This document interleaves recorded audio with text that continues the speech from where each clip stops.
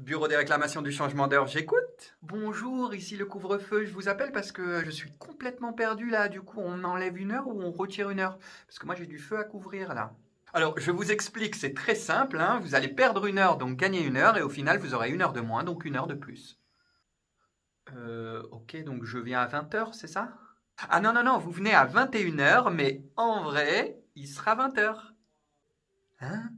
Bon, de toute façon, ça va pas changer grand-chose parce que je vais avoir une petite promotion là, un petit piston du président, ouais. Ouais, il y a des rumeurs qui disent que je vais faire 17 heures, 6 heures du matin, histoire de bien saouler les Français.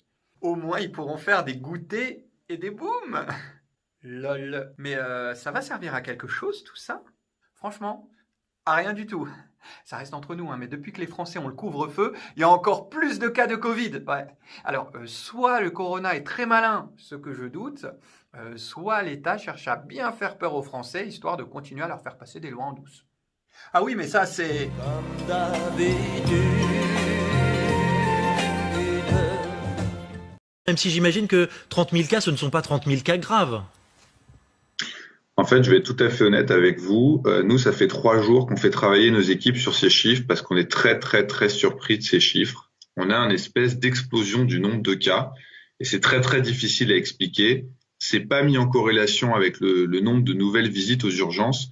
Donc, on se pose beaucoup de questions sur ces chiffres et on commence à se demander, je vous le dis, hein, en toute franchise, on a vraiment regardé sous toutes les coutures si ces chiffres sont réels parce que c'est très étrange ce qui se passe.